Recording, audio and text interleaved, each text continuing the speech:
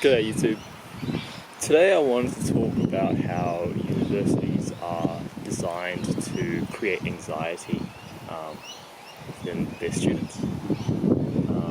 So last video I talked about how I managed to get some pretty good results through my full-time university semester while working full-time.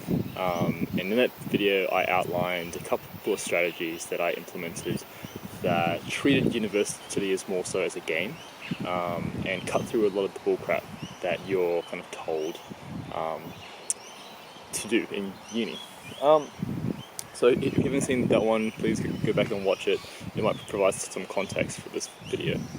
Today I really wanted to talk about how universities are actually just designed to create anxiety within their students, and how that inherently kind of is better for the universities in the long run. And so I guess I'll start by defining what I mean by anxiety, in my perspective. So in my perspective, I define anxiety as uncertainty. So I guess an overwhelming feeling of not knowing what is the right thing to do, right? And if you're watching this as a university student, you might already kind of have an idea of how that feels like. Now,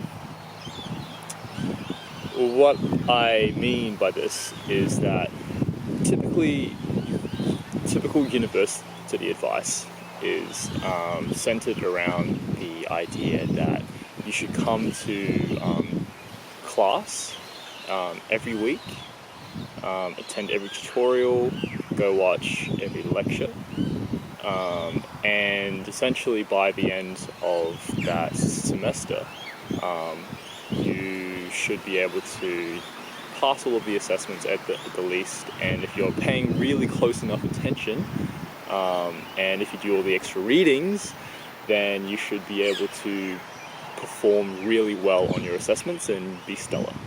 And this is the typical talking point that a lot of lecturers will tell their students. One, because they've been teaching that course for the last however many years, so they forget what it's like to learn it for the first time. And two, because they actually don't want to tell students how university assessments are really, like how they operate, right? And that's because, again, in the last video I talked about how university lecturers, they always try to fit students within a normal distribution, which means that they're very, very antsy on where the majority of the marks sit, right? And they get in trouble if too many people fail, and they also get in trouble if too many people do well, right? So already from that you can see that the incentive for lecturers are skewed against the incentive for students, which is typically to come to learn, right? Now, this creates a lot of anxiety because students are now told that, as I said, that if you are a dedicated student and if you are a high effort and you put a lot of energy into study time, into going over all of the material, then theoretically you should do better than students that don't do that same amount of work, right? And this causes a lot of anxiety because I know for a fact that a lot of students deep down know that this is not true, and a lot of the time they end up blaming themselves and they feel stupid because they are putting in so much effort but they're not getting the results that they're told that they will get. And in this video I wanted to present to you really how universities operate, right? And that really is a performance, right? And this is also something that applies to the real world. This is why I think it's true, is because this applies to the real world. So in the real world, at least in like a work environment, right, you are brought on, and we can come back to this, you are brought on to perform, which is that essentially whatever the role is or the function within your team or the function of the team in a wider business, it's simply to perform the task at hand.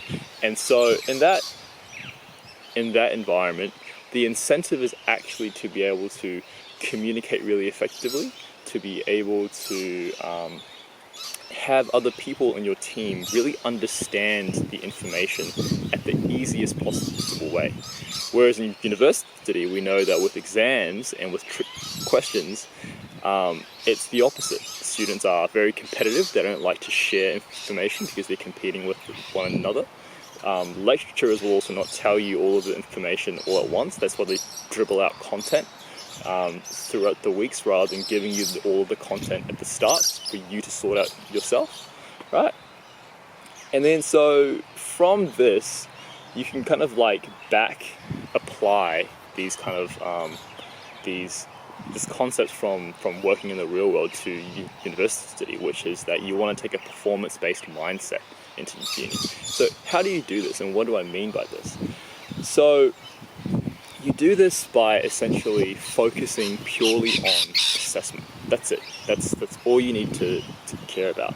And you orientate your study so that the assessment, right, is a template. So you look at previous years, you look at the midterm assessments in previous years, you look at the midterm, the final year, the big piece of assessment at the end of the year or semester from previous years, and then you templatize it.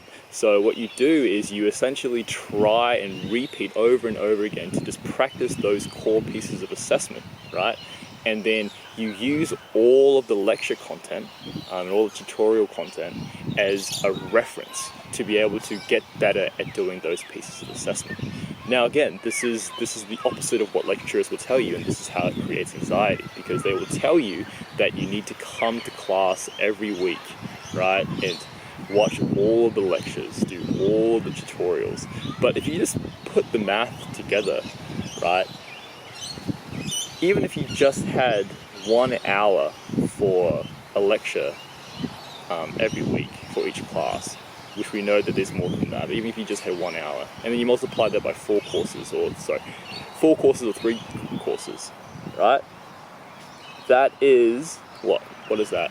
So that is 36 hours for just one course of content that you have to watch, right? Guys, when was the last time you remembered anything that was 36 hours long, right?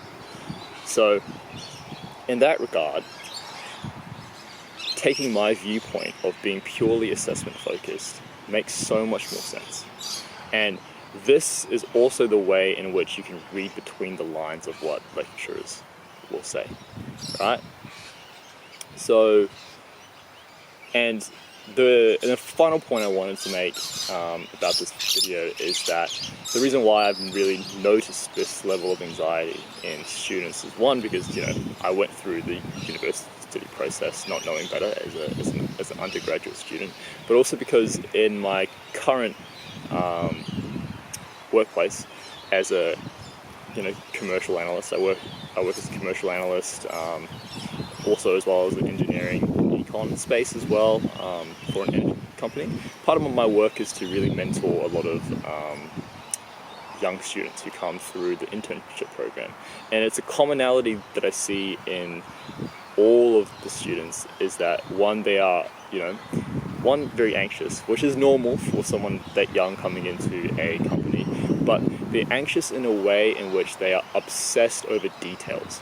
So whenever I tell them something, you can see that they are trying to learn the company or the information that's given to them from either myself or through other people in the organization in the same way that they try and learn university, which is to take it literally, right?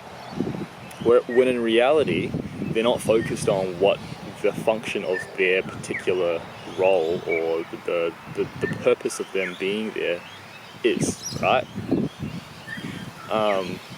And so a lot of the time, interns actually just need to relax, because when they come to an organization, the organization is never going to put them in an environment that's high risk, right? And they're only there for maybe about 12 weeks. So a lot of the time, not insulting their intelligence, a lot of their work is essentially kind of low priority. And really, they're just there for the company to kind of have early talent relationships and build that pipeline coming in. and also for HR purposes. And so they're unnecessarily anxious because they feel as if at the end of the internship program, they are going to get assessed in the same way that they're going to get assessed in university, and that if they don't remember the infinite amount of detail that will probably come at them in the real world, then they will somehow fail. And so that's just the point that I wanted to make today in this video. If you found that insightful, if you can relate to any shared experiences, if you think some of the points I'm making are incorrect, please leave a comment down below and feel free to like and subscribe. That'd be hugely helpful. Thank you.